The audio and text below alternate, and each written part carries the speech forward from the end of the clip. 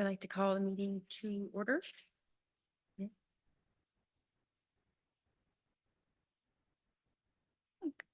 Let's do a roll call. And then if you could call the time. Oh, it is 6:03 PM.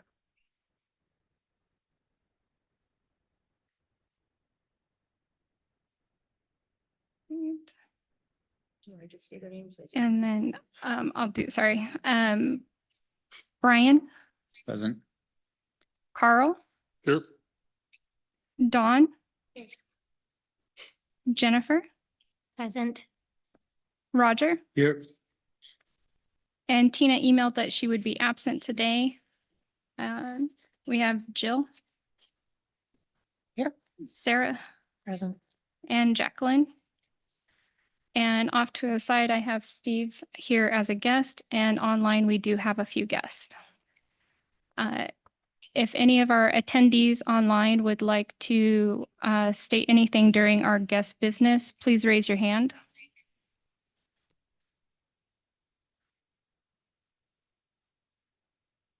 Do we have any guest business this evening?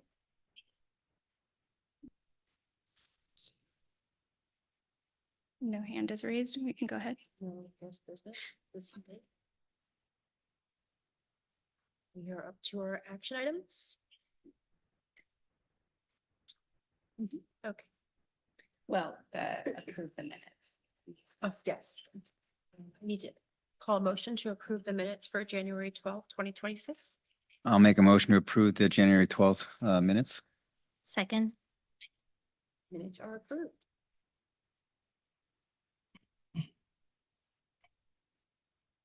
Our next order of business is rules of procedure.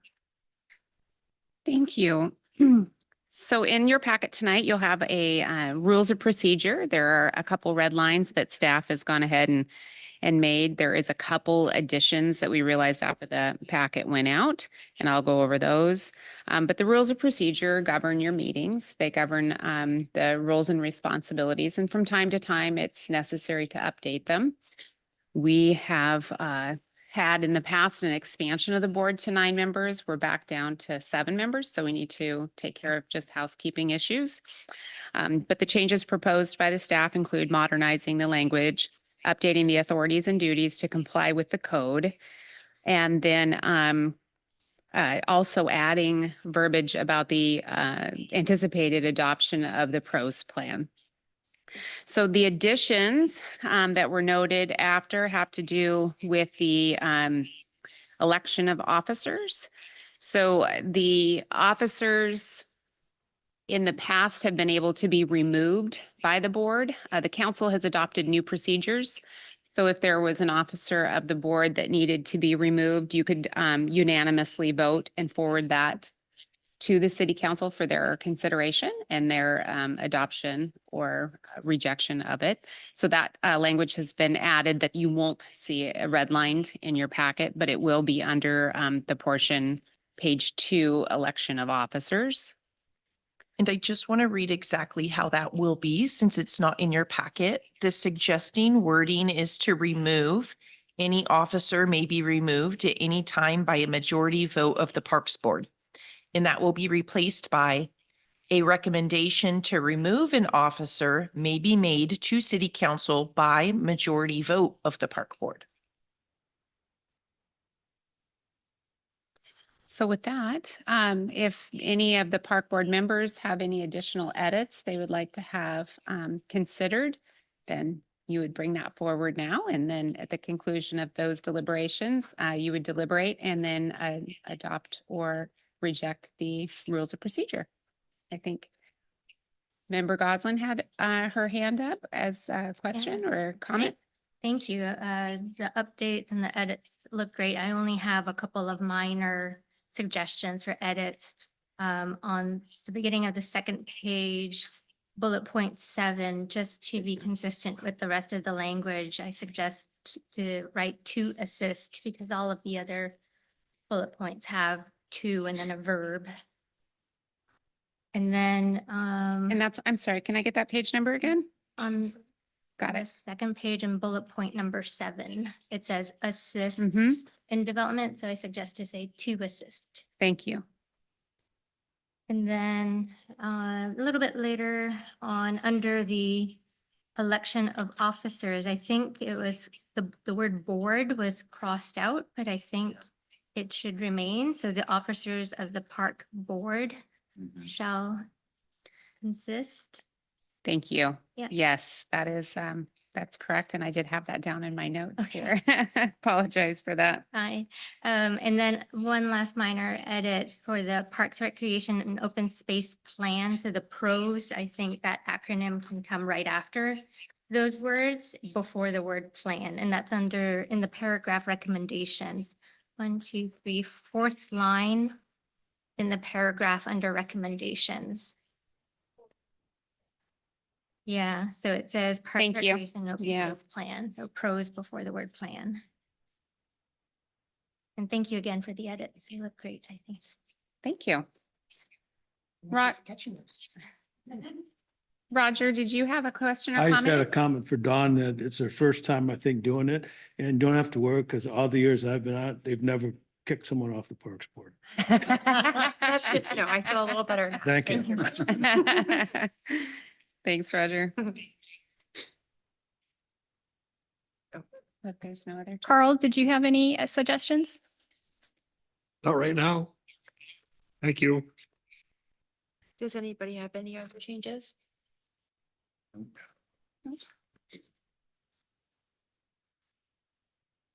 We move on to the next order of business. We need a motion to adopt. You can ask for a motion to adopt. And can I have a motion to adopt the rules of procedure With the with the suggested. suggested edits that have been given? I make a Okay. motion to adopt the. I've got one more Oh, thing. go ahead. Could you explain about the quorum so they're not confused? Because I mean, we've heard so many times you have to have this, you can't do that, you can't do that. And I don't know if these people, if everyone knows the rules of the quorum. Absolutely. Yeah, so the quorum language you can find on page 9 of your packet, page 4 of the rules. In the quorum of the park board, it requires a simple majority of members, including the chairperson, to vote. So it includes the chairperson, and I think there has been some confusion over that in the past. A chairperson counts towards the quorum. So you have to have a simple majority. In this case, you're a 7-member board, so you need to have 4 members present to vote on those items. And if attendance drops below 4 members during the meeting, the quorum is lost. So you would not be able to take action. There are situations where you would be present, you would have a quorum at the beginning of the meeting, something happens, one of your members leaves. We can discuss things at that time, but we would not be able to take action on anything. So it would be an informational meeting. Generally, if we know ahead of time that there will not be a quorum, we'll cancel the meeting. And what about outside of this building? If people get together and, you know, Oh, right. That would that's be the a. one that was always kind of confusing is like. Yeah, that would be a violation of the OPMA, the Open Public Meeting Act. There you go. And that is, you would not discuss park board business, anything that you would be taking action on outside of the meeting.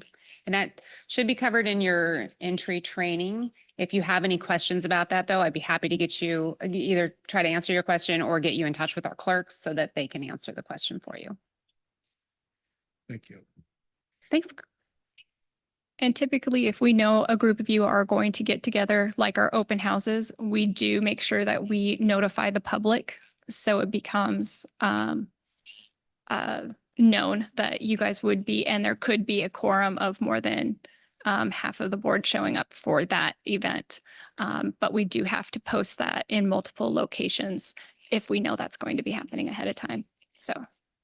And best practice for that always is, even if there has been a notice posted, if you're at an open house or an event, not to discuss the park board meeting materials or any potential items that would come before the park board. Do I have a call again for another motion to? Did someone make a motion? The motion got cut off. Oh, okay. So yeah, go ahead and repeat. Anyone Want to post a motion to approve the changes as they are stated, or the suggestions as they have been stated? I move to approve the rules of procedure and with the edits included. I'll second that. All in favor? Aye. Aye. Hi. Anyone opposed? So no one's opposed then? We're good. That we have the Parks Recreation Open Space Plan adoption. Absolutely. Thank you. So as you know, the city council allowed the department, the Parks and Recreation Department, to hire a consultant to help draft the first Parks Recreation Open Space Plan for the city of Lake Stevens. And we've been working, doing some open houses, some outreach to the community. We've also presented to the park board the first draft of the pros plan. We received your feedback and we have incorporated that into, to the extent that we could, into this draft of the Parks and Recreation Open Space Plan. Our consultant, Steve Dew from Conservation Techniques, is present tonight. So with that, I'll hand it over unless you have any questions for me prior to his presentation. And are Right. you guys good with the visual? For both sides? All right. Thank you, Jill. Good evening, everybody. Again, my name is Steve Dew, Conservation Techniques. Have a short presentation to walk you through a little about the process and highlights from the Parks, Recreation, and Open Space Plan, PROS Plan process, and how we got to draft that we have in front of you tonight. So just as a high-level reminder, and for those who are online, the PROS plan, or again, the Parks, Recreation, Open Space Plan, is intended to serve as the city's 10-year guide and strategic plan for managing and enhancing recreation opportunities, your facilities, your parks, your open spaces for the benefits of the Lake Stevens community. The plan will guide future investments in parks and trails and recreation efforts, and it will also be a tool for the city to pursue state or federal grant dollars or other partnerships, as the plan has a number of policies and a project list that gives guidance to what the future could be, that sets the tone for the types of projects that could be pursued for grant dollars or partnership efforts. Through the course of developing the PROS plan, community engagement was a significant piece of the process, and that included a community-wide survey that was done as a mail-out survey as well as an online survey. And in addition to a pair of open houses, a number of small group focus group discussions, and some tabling at community events. I just want to walk you through a couple of the key takeaways from the survey, as well as what else we heard through the process. First off, with regard to the survey, we had very strong response rate. So just over 600 responses to the survey. So a very strong response from the community. And that gave us a strong baseline information about the current snapshot in time of the community's preferences and priorities toward parks, recreation, trails. One thing that really stood out is nearly everyone who took the survey, 97%, feel that local parks and recreation opportunities are either essential or important to the quality of life in Lake Stevens. I can't get much higher than that. So it's a good baseline to know where the community stands in terms of thinking about parks and recreation. Some top priorities that came out of the survey include the interest in expanding trail opportunities, improving and upgrading existing park playgrounds, and acquiring additional land for future parks. Specifically on that, I'll touch on some mapping that is part of the plan and how we got to some recommendations about acquisition target sites. But the need for additional parkland to fill some gaps is apparent when you look at the maps, but it also comes through in the survey results where some parts of the community feel underserved today. One other aspect of the survey was a question about developing recreation facility space. The city's already moving forward with Cavaliero Hill Park, Recreation Community Center and Sports Complex, but 85% of the survey respondents said they were either very or somewhat supportive of developing additional indoor recreation facility space. With regard to some other amenities, we had a survey question in there that I kind of call a Goldilocks question. You know, is the porridge too hot, too cold, or just right?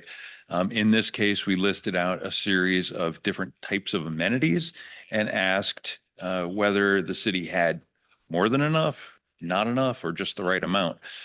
So the orange-ish bars in the chart represent those amenities and where the community feels that there's not quite enough in today's inventory.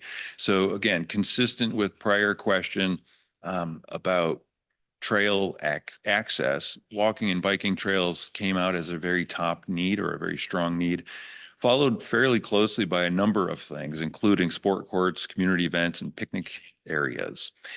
So that information provides good baseline for thinking about the types of amenities that could go into either existing parks or as new parks get developed to help meet that need. And again, Cavaliero Hill, I'm having a hard time saying that tonight, is a great new asset for the city with the transfer from the county, and that will provide, again, a strong foothold in providing some of these additional amenities going forward.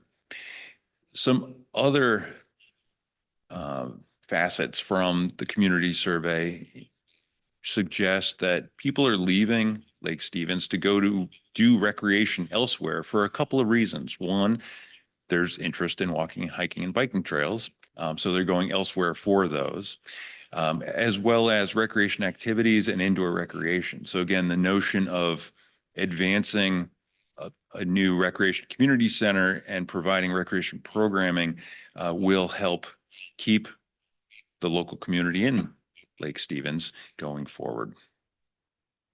So some of the other feedback we heard either through the open house meetings, the surveys, the focus group sessions are just highlighted here, just really quick bullets. Put them in two basic buckets. One is about taking care of what you have, and the other is about expanding what you have. So in terms of taking care of what you have, there were a number of comments about continuing to upgrade existing parks, making sure that upkeep and maintenance stays in the forefront of site planning and management, but also balancing those investments between kind of those neighborhood style park spaces and lakefront park spaces, so that those investments get spread across the community. Providing additional accessibility in terms of ADA access or access for users of all abilities, and also communications and marketing to make sure that the city is doing a good job sharing the word of what's available, what the city has access to, so people know. There were a number of comments that people were just underinformed or uninformed about what the city offers. In terms of expanding recreation opportunities, again, trails at the top of the list, sport courts and sport fields, as well as covered space for, let's say, winter and late fall activities outdoors, because, you know, we all know it rains. And just having that space available for people to be able to recreate outdoors and also stay somewhat dry. That's helpful. And then also providing more access points to the lake if possible. So that's probably a longer term process to stay on top of opportunities, but there is interest in having more access to the lake over time. So just turning attention to the plan document. It's a thick document. I'm sure if you flip through it, it's about 200 pages, but about half of that's appendix. So that helps soften the blow a little bit. The way the plan is structured, it follows a fairly traditional plan document in that the first few chapters really are about the context. So chapter on introduction, community profile describing the demographics and current state of Lake Stevens. a chapter on the process for engaging the community, and then a chapter on what the city has in terms of its park inventory and how that's structured by different park classifications, whether it's community park, neighborhood park, mini park, et cetera. So that front end really sets the stage for the needs assessment, which is the middle section of the plan. So we broke out the needs assessment into a few core topic areas for different chapters. So a chapter on parks, open space and trails, chapter on recreation, and a chapter on operations and maintenance. Within each chapter, we reference community feedback, again, through the survey and other inputs, as well as state and national recreation trends, local needs, and some recommendations about potential improvements. So really, it's a way to analyze and assess what we've heard and package it topically into those 3 chapters. Then the latter section of the plan itself deals with goals and policies, as well as a chapter on implementation, which is really the heart of the plan that gives you that 10-year project list and some strategies about how to implement those projects over time. So with regard to goals and policies, it is built on the comprehensive plan chapter 5, that's in your current comprehensive plan, but we restructured the goals and objectives to, again, fall into different topics. So it's a little easier to reference. And we've got 8 specific goals with a number of different policies under each goal. And you can see from the list the range of goals, and they're really intended to give guidance for staff and this board about how to make decisions and recommendations going forward for the next 10 years, hoping that these goals and policies give good guidance for where the city should go, how it should get there, and seek opportunities, again, for funding or partnerships or other opportunities.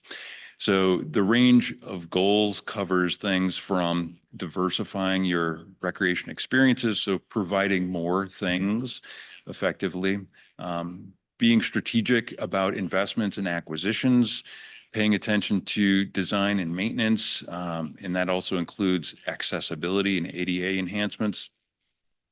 A section on recreation and events, trails, open space, and community engagement and communications. And then system management is more geared toward administration, which talks to looking at specific funding options, providing staff support and staff growth opportunities and growth opportunities for the board.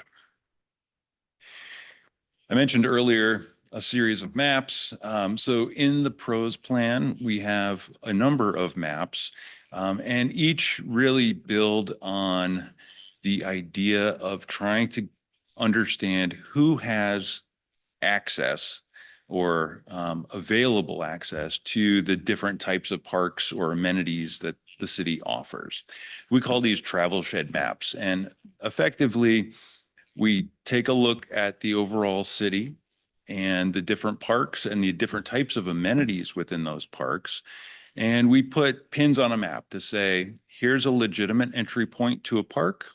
And then we say, using a mapping process, travel a quarter mile, a half mile, a mile, et cetera, from every entry point and kind of connect all the dots.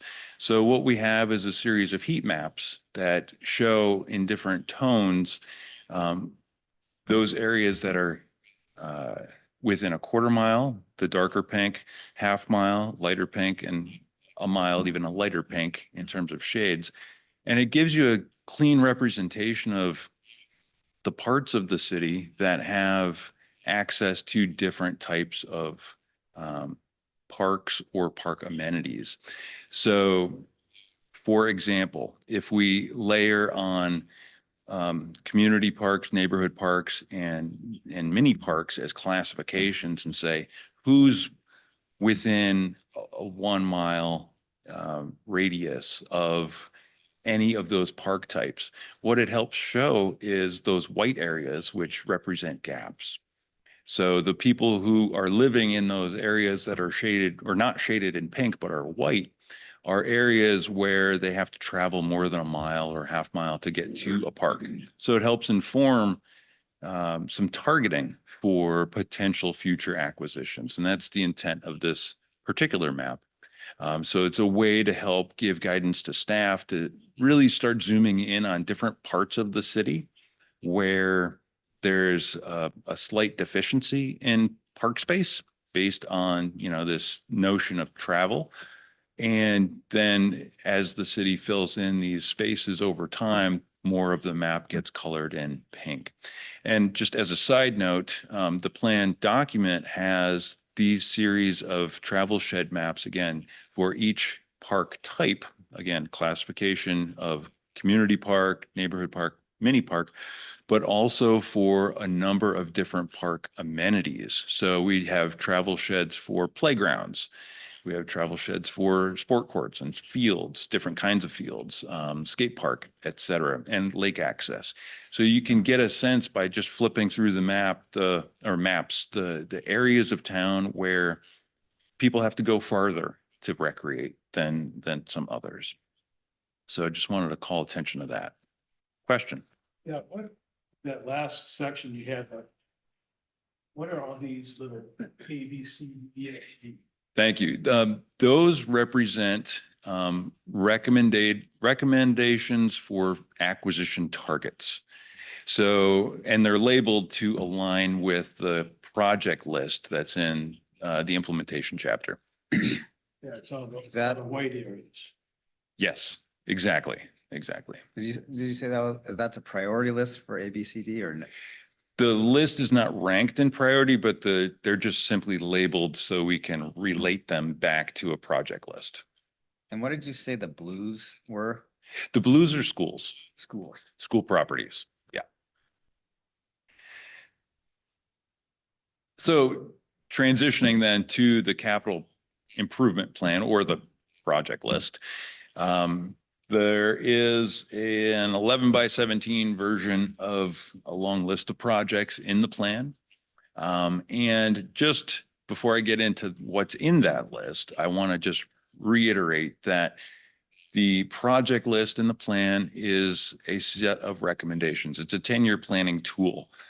So the project list itself is not a budget.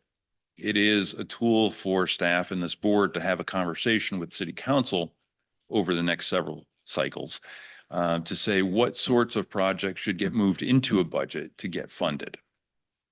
So again, the project list is a tool for those conversations to get projects on a budget. The project list includes a series of planning level cost estimates. So each project's a line item and each line item has a cost, and those costs are also sequenced out in time over that 10-year window. So you don't have 50 of 60 projects all in year one. You spread them out to help balance that capital budget demand. So in terms of, quick question. Yeah, is your preference, like when you're talking about that, do you prioritize certain things or is it just an open pick with, the city to pick what they want?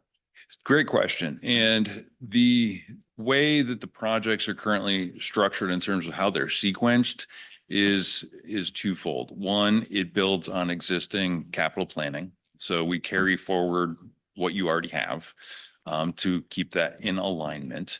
And then subsequent projects or newer projects that are recommended get sequenced in based on potential available funding and coordination with staff to make sure that, these things line up with internal planning.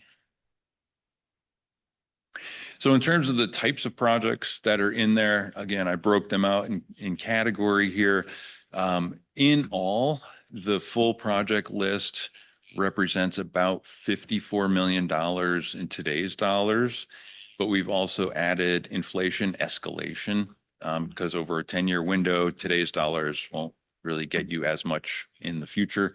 And that rolls up to about $64 million. And again, this is high-level planning estimate costs for any one particular project. Additional effort will likely be needed to really dial in a scope, dial in a cost estimate, and kind of get more precise as you go forward in time. But again, it's a fair tool to say, as a budget exercise, what these projects might cost. So the types of projects, again, include the community center and sports complex. Right now, I think that's a to be determined line item in terms of its cost.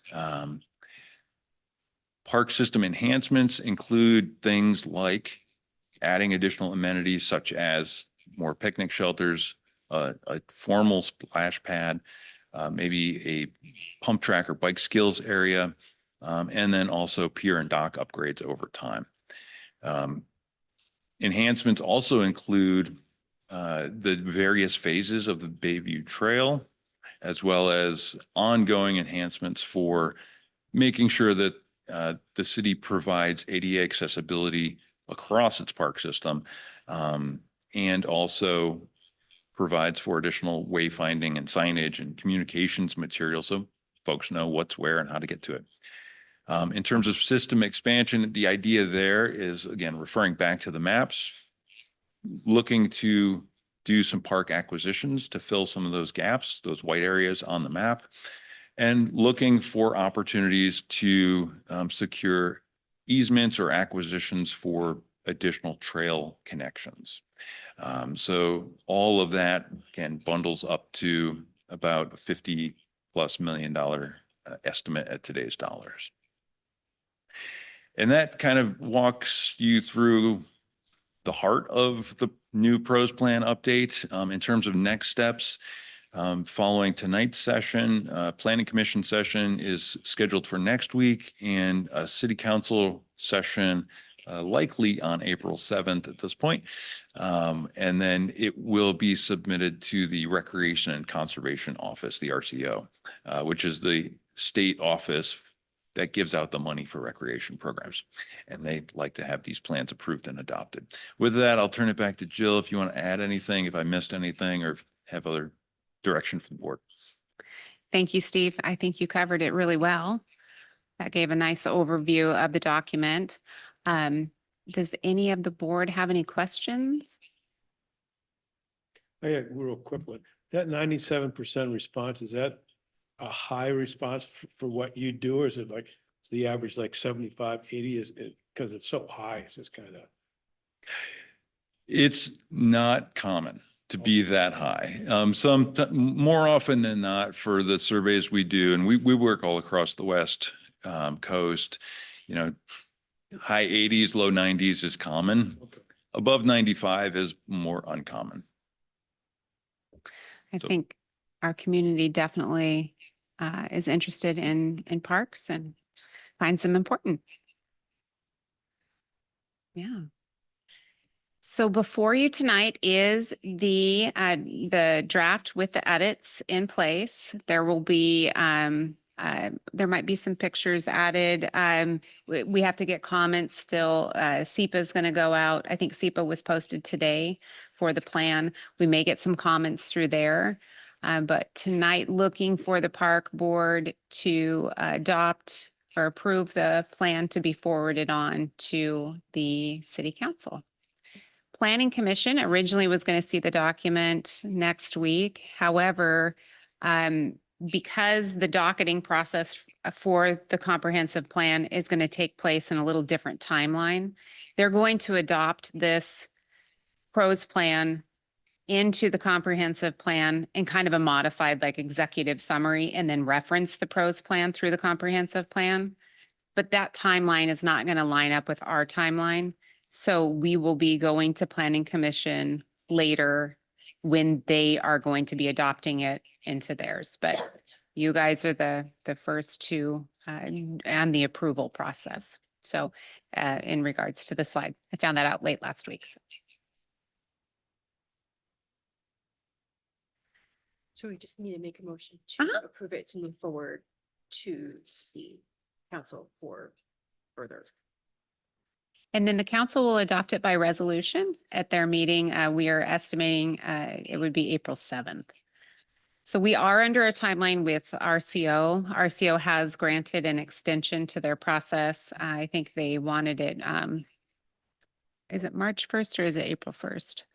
March 1st. And we reached out to them in the beginning of this process and let them know. And then we kept them informed through the process. And then we filed for an extension, I want to say late last year or early this year when we got the first draft and sent it off. They have no concerns with it at this point, but we do have to have it formally adopted by resolution through the council before we can get their authorization.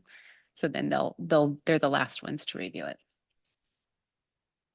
So we see the motion to approve the pros plan to be moved on to the city council for resolution. A second. Oh, I make a motion to move the pros plan onto the city council. I thought you said that. She can't hear can't, it. I can't hear it. Hearing aid. yeah, she can't make a motion. We have to do it. Second, no one has. Everyone approve? Or Aye. anyone not approve? You gotta gotta make sure vote. everybody votes, so, you can say all in favor. All in favor? Aye. Aye. Aye. Anyone opposed? All right, it is motion. Moving on. Well, thank you. That was a heavy lift. So I appreciate you sorting through hundreds of pages and reading and giving your feedback. It's very important. Next, we're on to the discussion items. Yes. First one is March 2026 Department Report. Thank you. So in your packet, you'll find on page 215, the March Department Report. So the Cedarwood project has kicked off with the consultant and preliminary site work will begin soon. Once we have that preliminary site work, we'll be able to have a better idea of what the usable space is out there. So we'll be holding some outreach with the community. North Cove Marina project is kicked off and the consultant is and has had their preliminary work underway. They've already done some site exploration and done some survey out there. The Farmers Market 2026 RFP has completed. That's closed. The RFP for Lundin concession has been scored and has decided to change the use of the concession area as a top scoring proposal as a self-rent kiosk. So we're going to see kayaks and paddle boards out there for rental. We just made that decision. With this, we're also proposing to add the Lundin Park Lakeside Shelter, which will include the inside area that has a counter and a sink, as well as an outdoor covered area. The proposed price is $225 a day, which will be reviewed by City Council on the 10th, so tomorrow night. So that area of the concession area would be an available rental space. So if you wanted to host a birthday party or 15. anything else, you could rent that space and have a sink and some prep area in it. And it's right there on the patio to the lake. So Where are the kayaks and paddle boards going to be stored? Did you say inside the? there'll be a kiosk that will be set up at the park so people can, it's all digital. There's no staff commitment for that. It's a company that brings it in and then they submit a portion back to the city. And it will dispense tandem and single kayaks as well as paddle boards. So you would rent them and then there's a digital lock. You unlock it and you grab your stuff and then you put it back when you're Thank done, you. when you're finished. Thank you. Hi. That will help improve the hours of accessibility because if folks want to rent them and the stand isn't open for whatever reason, they can still rent them. They can do it at will. They can launch them right there and have a, yes, They have There you that go. same system at the Everett Marina, yes. but sometimes you can't rent them. Like there's like hours. We set those hours per Oh. contract. Okay. So the 2025 year-end report for Parks and Recreation Department is available on the city website. The latest edition of Trails, that's the Trails Recreation Activities in Lake Stevens. Our activity guide is available on the Parks and Recreation website. A new edition is anticipated on March 11th, but you can also be notified whenever anything is posted there if you select the Notify Me option and on the website. The signs for passive and active dog areas were installed at Westlake Park. and additional drainage added to the dog parks as well. We've had a lot of rain there, so that'll be nice. The benches were fixed at Catherine Creek Park, and can't speak today. We repainted trash cans to cover rust and increase useful life. North Lakeshore Swim Beach, the dock and side fascia boards were replaced. We located and removed 24 free floating logs from the lake. That was a project. Every time there's a storm, you never know what's going to wash up. We took them out at Davies. We converted some wood picnic tables to ADA, to meet ADA compliance. And we restored the trails at Catherine Drive Trails and replaced the damaged spinner swing at Caballero. The events that are coming up, the Great Egg Hunt is on Saturday, April 4th at 10 a.m. The department really needs some volunteers for this event. There's 2 volunteer opportunities because we are doing one date to stuff all the eggs and then the day of for the actual event. And you can sign up online on the park website and you can select the time and date and the day that you want to do that. But we'd love to see you guys help with that. And Lake Stevens Community Garage Sale is scheduled for the weekend of June 6th and 7th. And then we just put some pictures in there for the dog park. So now they're labeled. I had a question, Joe. Sure. What is the final on that Cedarwood project? Are they going to build another building there, or are they just going to leave it like an outdoors space? Or, I mean, I've been tear it down, leave it up, tear it down, leave it up. So what's the final on it? Yeah, based on our structural analysis and also on the community, the initial input from the community would be a covered recreation. So no walls, but it would be a covered recreation. So folks could use it in the That's a good inclement idea. weather. Yeah.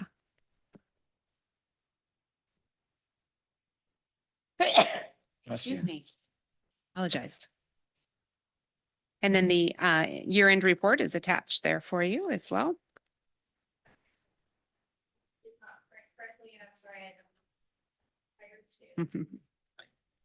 Did, does the city have information on the RFP for Caballero?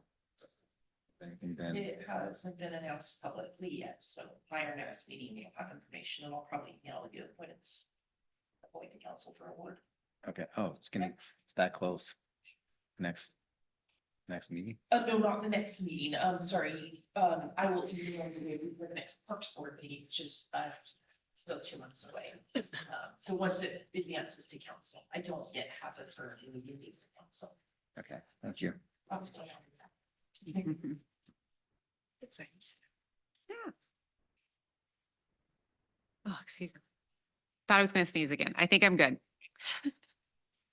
So next we have the park visitation schedule. So based on our annual work plan, the park board is set to discuss the parks, which parks to visit and before the next meeting and bring some feedback back to discuss in detail. And then also board member Goslin had some information that she may want to discuss during this topic section, and I'll hand it over to you if you want to. Sure, thank you. I didn't know if we were going to have enough time, so we'd be happy to table it to the next meeting, but it seems like we do. I did visit a few parks and I can share a little bit about that and be curious to hear everyone's thoughts on it too, to add on to what you've seen and experienced in the past, or we can discuss what parks we would like to visit and discuss at a future meeting. I can go either way. Any preference? You'd go through and see where you've gone and we can discuss the feedback that you have. Okay, sure. I visited actually just yesterday. It was a little bit last minute, and even with the blustery weather, it was still nice to see people out and about. So I went to see the North Lakeshore Swim Beach and North Cove Park and also the boat launch. And at the swim beach, I noticed that there were just a couple of life jackets in the shed, and I imagine that's probably just really cold weather right now, and there would be more during warmer weather. I think on that property, I think it's part of that park, the leftmost post of the fence, it looks like it's down, and I couldn't see it when I was walking because then there's the bush. But when I drove away, then I saw it. So I'm not sure if it's on the property or not, but that's something that I noticed. And I can see how it's a great place to cool down in the summer. It probably gets really crowded, so I'll have my eyes open and kind of see over the hot summer weather, especially when there's like heat waves going through, and see how people are using the area. The only thought I had for the question of any suggested improvements or anything that I could imagine improving in terms of the sort of dirt and gravel area and the cement curb, that I don't know if there's any other material that could be placed there so that it's just nicer to sit or stand or just be in that space. That's the only suggestion I have. Maybe before I move on to North Cove Park, if there are any thoughts from anyone else? I do have just a clarifying question. Are you thinking to put like benches in the area? Is that what you're talking about on the? Benches, or even if it's like wood planks, like a small little boardwalk. Oh, It's just more pleasant, and maybe it's not too expensive, but it would just beautify the space more too. But I'm now that it's on my mind, I might keep an eye out of what I see at other places. Yeah, absolutely. We do get a lot of use there in the summer. It's a beloved park, and folks will throw their towels down and lounge about and go out on the docks. So So maybe some kind of artificial material that's a little bit more comfortable to sit on than the ground if people have their towels there. But I don't know about water and slipping and that kind of material. What would be best?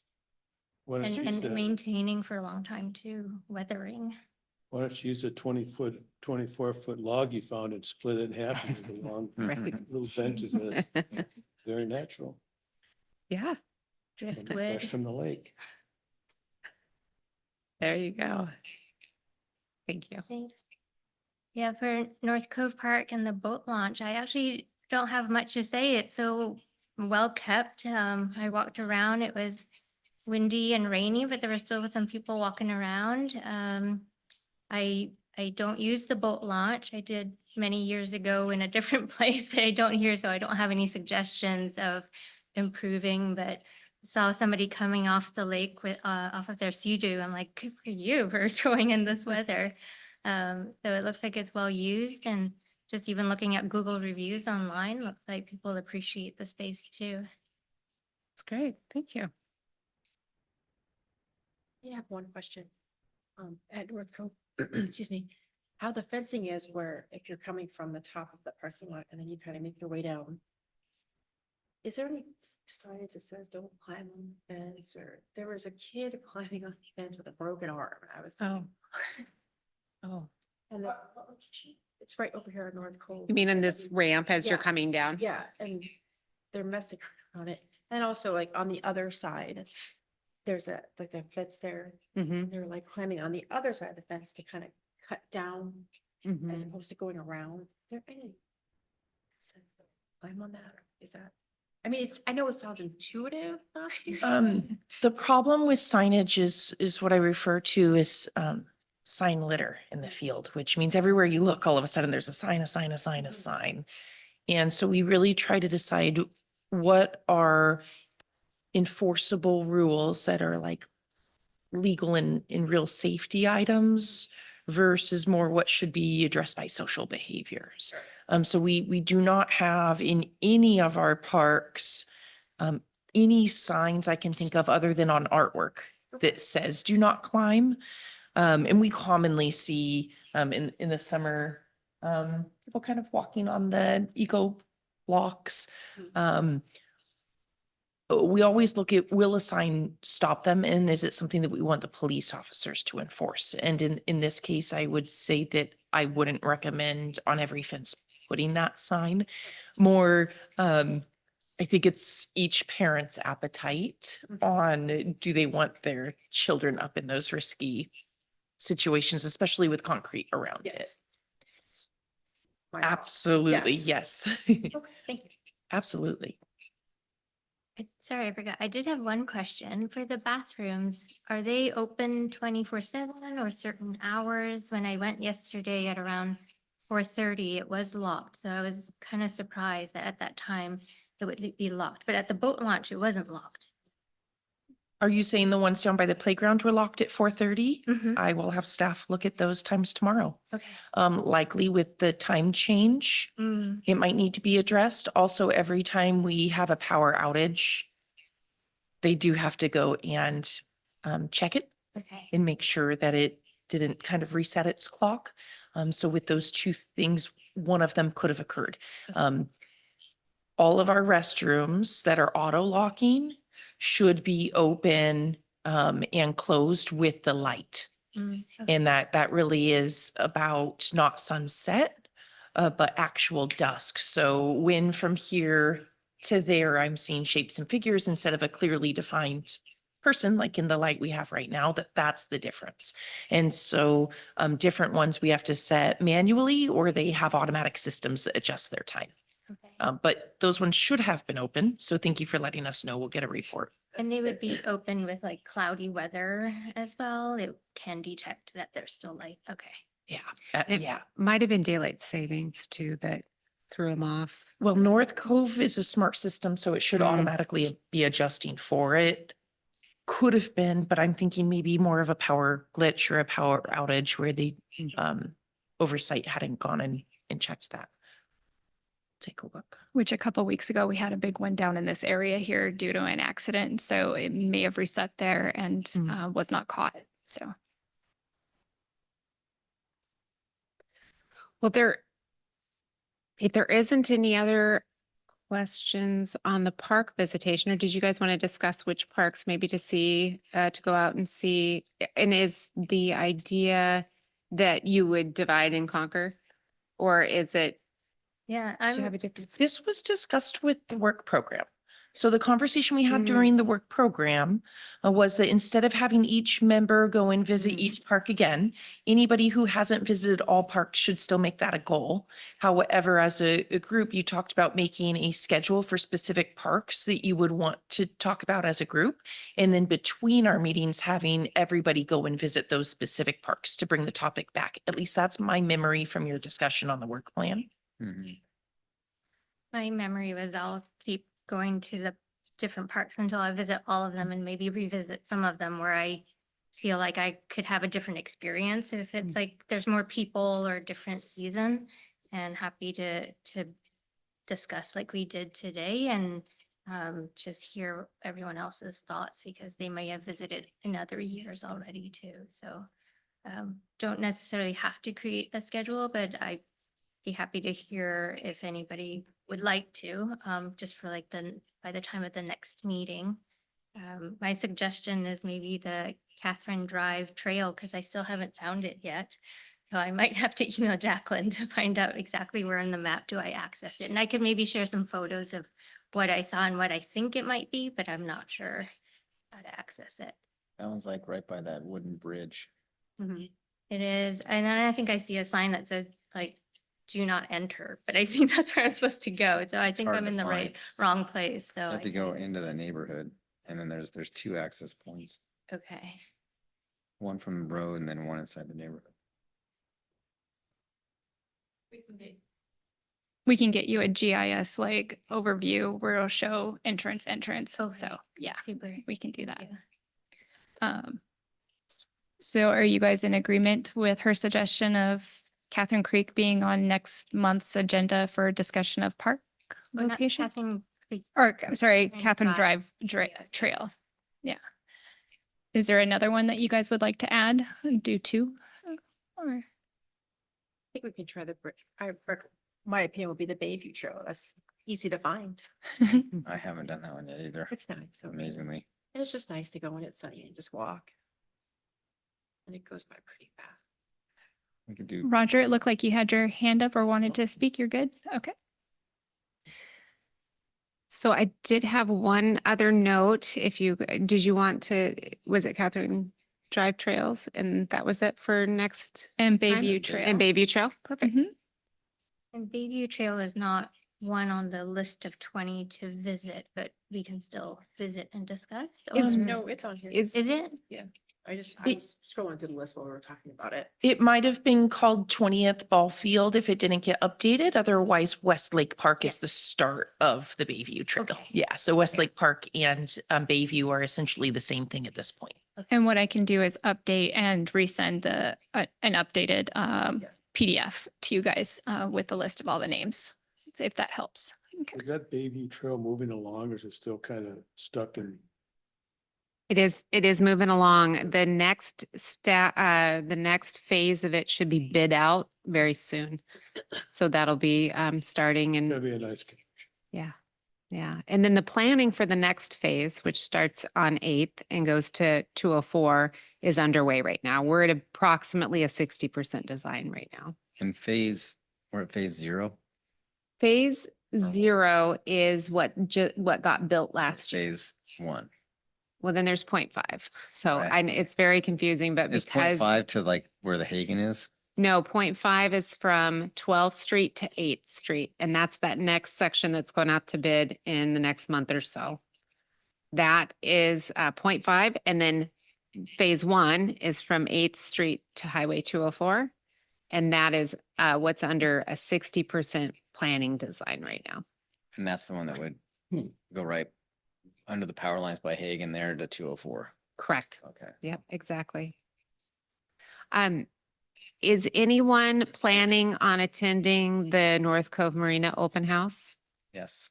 Okay, will we have a potential of a quorum there? That's going to be on March 25th at 5:30. And it's fine if it is, we just want to notice it. So I thought I would ask you if you know, so I know that we have at least one. If you're planning to go, if you guys could raise your hand so I can note it. Carl's going to go as well.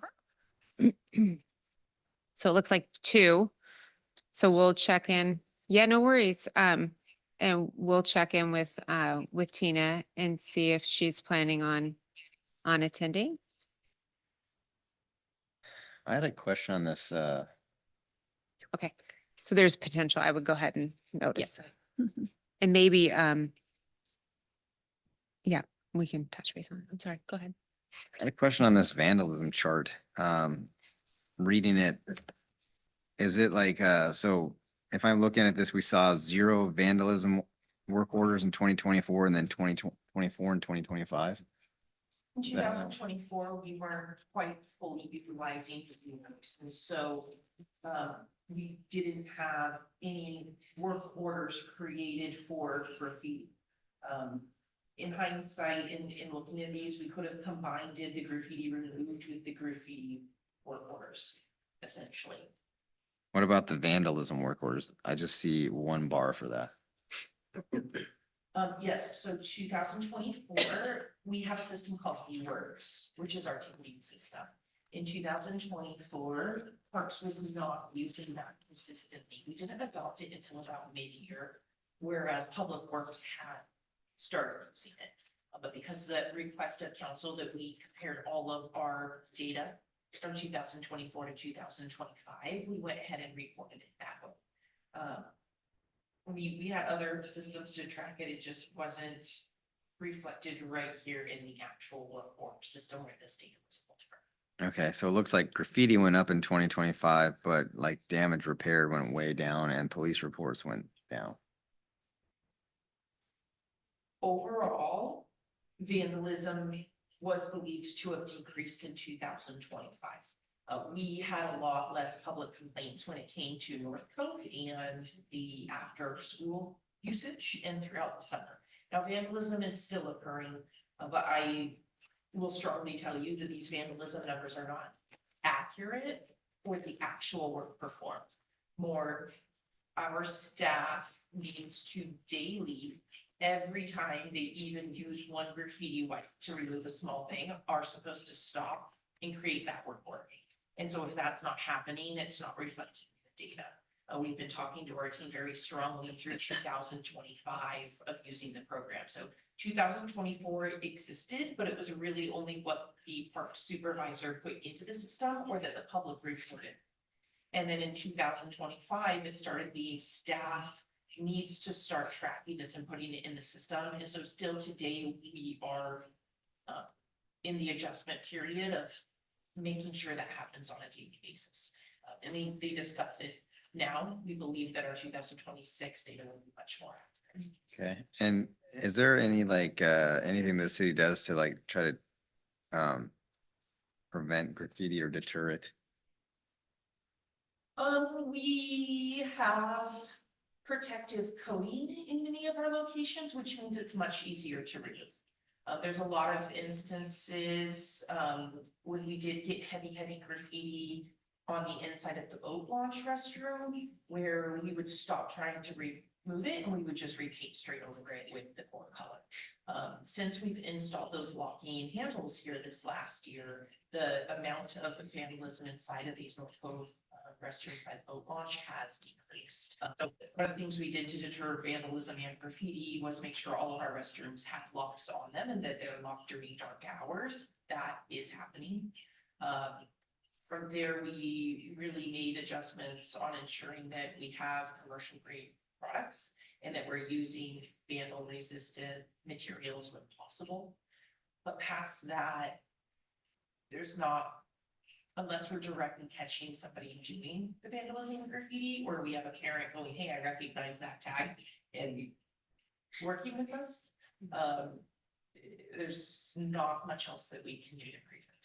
I'm open to ideas. If somebody gets caught vandalizing something, like I saw at the Davies Beach restroom, somebody just like, someone with just nicely painted everything on the inside, and then someone just went and carved it up like with a knife or something all over the place. Like if someone gets caught doing something like that, what are the repercussions?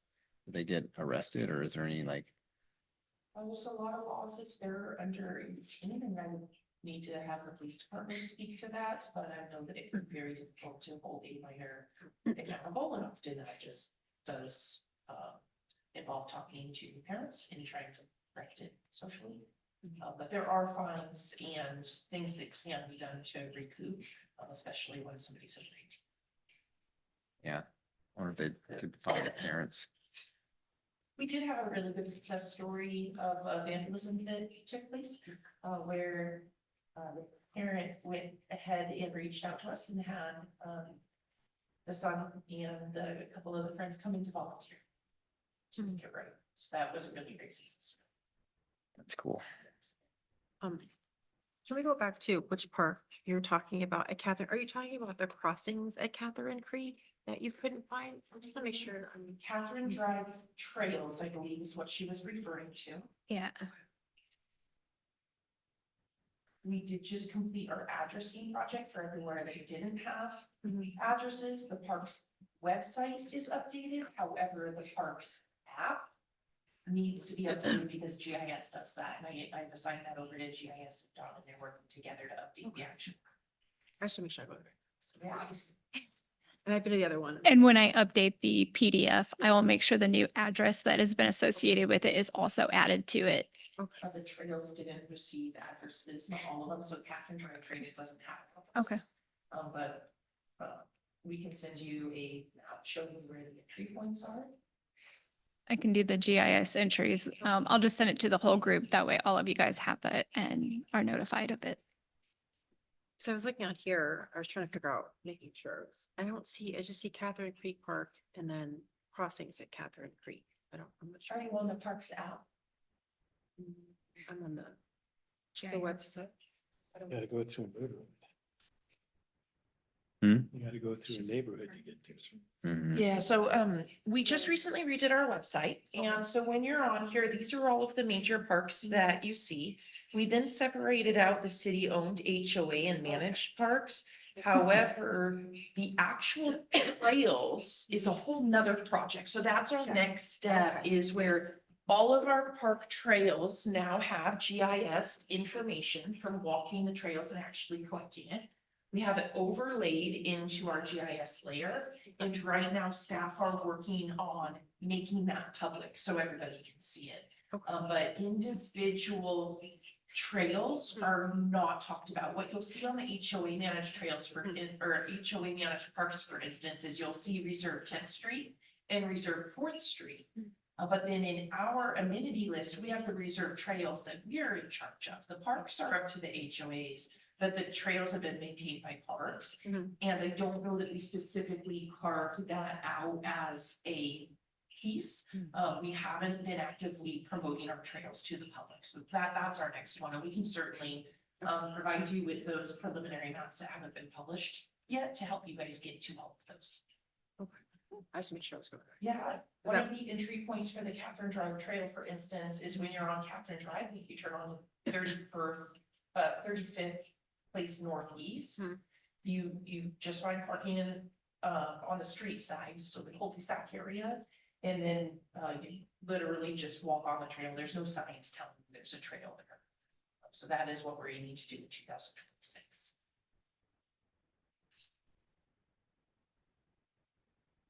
I got a question about a new park.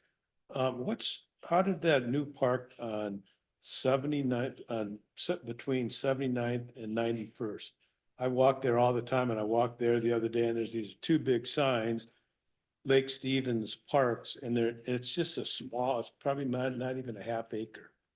And there's two big signs, one at each end of the park. And it's just a small little, I mean, I was just kind of going, what, why is that? Yeah. Did we put signage up there? There should, we are looking into that. Okay. I was surprised when and I mean, they're not little signs, these are like big Oh, signs. park rules signs? Yeah, and I, Yeah. cause I walk that every day, Mhm. 7 days a week, and I walk by one day and go, what is that? Cause I never heard of it. And it's not really a park, it's just a piece of grass with one bench there. and a Yeah, Picnic table. yeah, if it's Woodland Hills is the name of it. It was dedicated to the city a couple of years ago through that development. And it was part of the trail that's across the street and then goes up a little bit north. Under the power lines. Correct, yeah. So, because it is a city park, then we put up our rule signs, Okay. so people know how I to, just wondered because it's so small. yeah. It's not even a half acre. I want to make sure that we do stick to the agenda.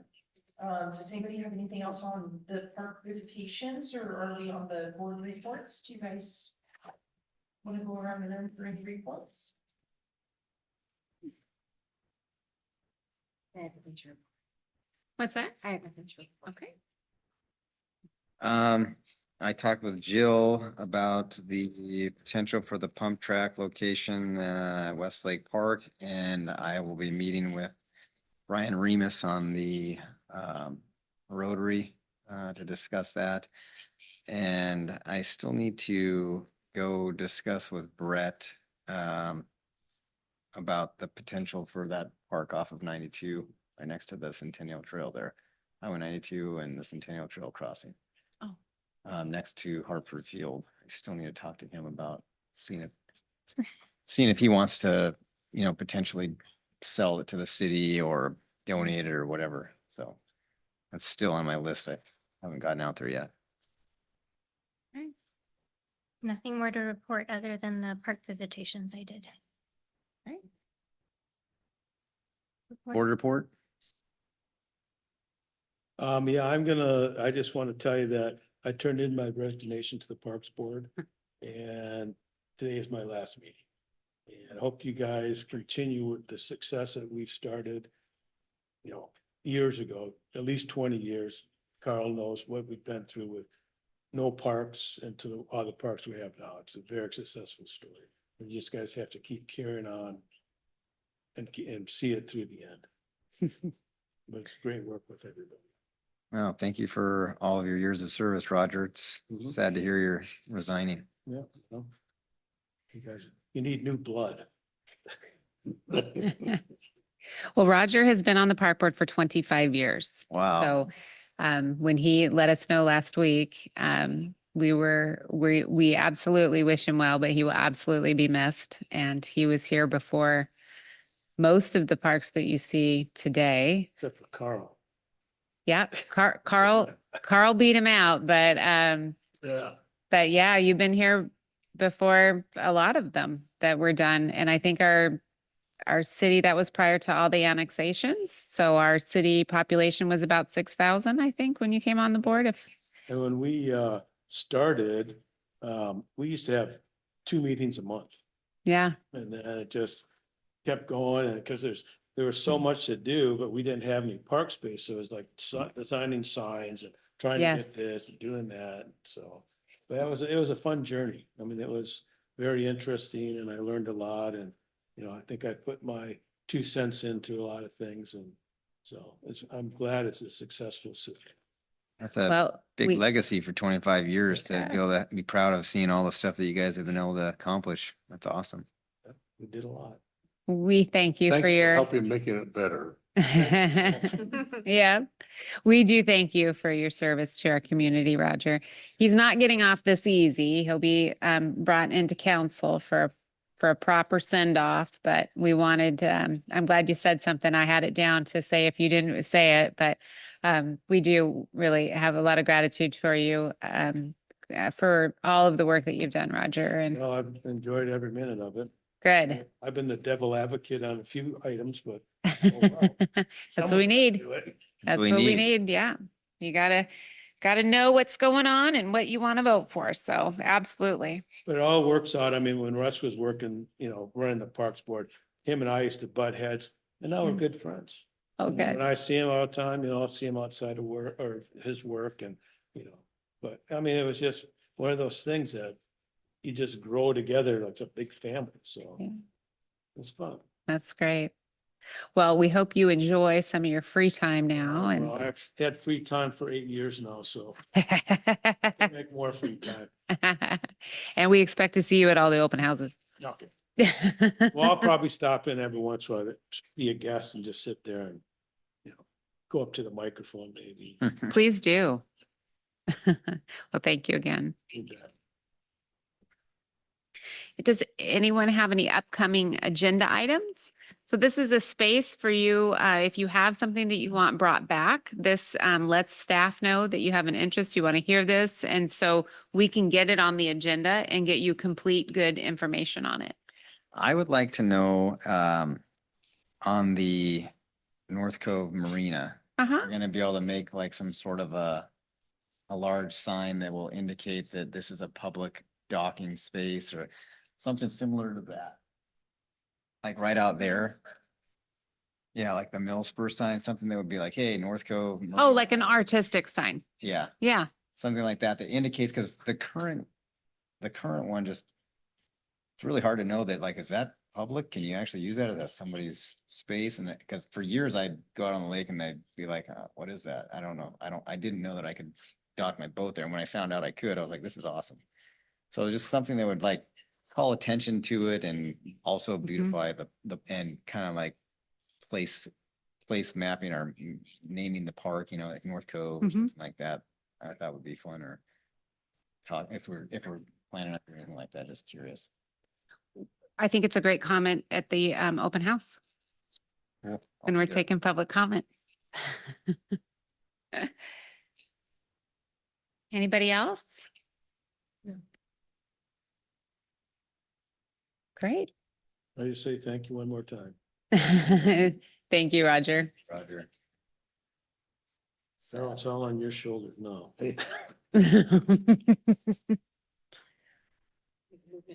A motion to adjourn. Yes. Okay. Mhm. You moving Just, Roger, you want to make the motion? back in? I'll make the motion to adjourn. Second. Everyone, You can- All in favor? all in favor? Aye. Bye. Aye. No opposed? Meeting's adjourned. Thank you. Oh, and the official time is 7:16 and 34 seconds. Great job, Don. Yeah. Why didn't you-